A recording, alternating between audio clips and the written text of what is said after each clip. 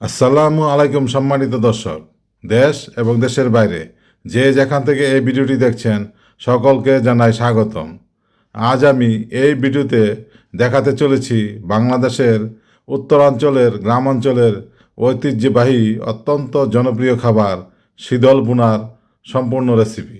এই শীতল দেখতে সাধারণত এইরকম হয়, যা কচুর ডাঁটা ও শুটকি মাছ দিয়ে তৈরি করা হয়। পূর্বে আমি একটি ভিডিওতে এর তৈরি পদ্ধতি দেখিয়েছিলাম, যার লিঙ্ক আমি এই ভিডিওটিতে দিয়ে দিব। এখন আমি এই শীতল ভুনা তৈরিতে যে যে উপকরণ লাগবে সেই উপকরণগুলো এক এক করে কেটে টুকরো টুকরো করে নিচ্ছি। এই কাটাকাটিতে সহযোগিতা করছে আমার ওয়াইফ।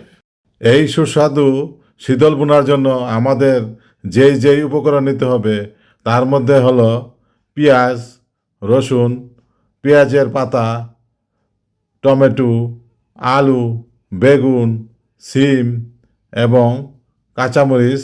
শীতের শুরুতে যখন নতুন নতুন সবজি বাজারে আসে, ঠিক তখনই নতুন আলু, নতুন বেগুন, নতুন টমেটো, পেঁয়াজের পাতা এই সমস্ত উপকরণ দিয়ে এই শীতলটি রান্না করলে খুবই টেস্টি ও সুস্বাদু হয়। এইভাবে আমরা সমস্ত উপকরণগুলো কেটে তৈরি করে নিলাম।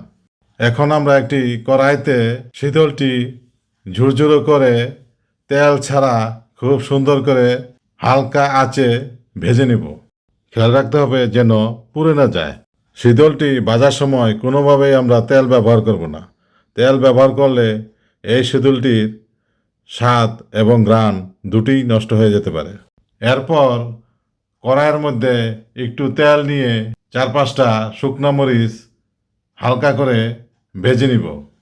এইভাবে শুকনো মরিচগুলো ভাজা হয়ে গেলে এরপরে আমরা চুলাতে একটি বড় পাতিলা নিয়ে এর মধ্যে কিছু সরিষার তেল এবং সয়াবিন তেল দিয়ে গরম করব এবং কিছুটা গরম হয়ে আসলে এর উপরে আমরা তৈরি করা আমাদের তরকারিগুলো আস্তে আস্তে ঢেলে দিব।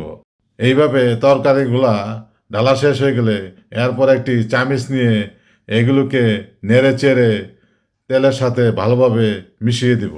এবার এখানে প্রয়োজন মতো শুকনো মরিচের গুঁড়া, হলুদের গুঁড়া এবং লবণ মিশিয়ে এই তরকারিগুলো ভালোভাবে নেড়ে চেড়ে মিশিয়ে নিব।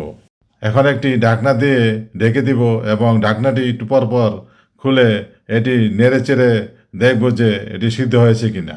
আমরা অবশ্যই খেয়াল করব যে এই শীতল ভুনা তৈরিতে আমরা কোনো প্রকার আদা ও জিরা ব্যবহার করব না। আদা ও জিরা ব্যবহার করলে এই সুস্বাদু শীতল ভুনার স্বাদ এবং গন্ধ দুই চলে যেতে পারে।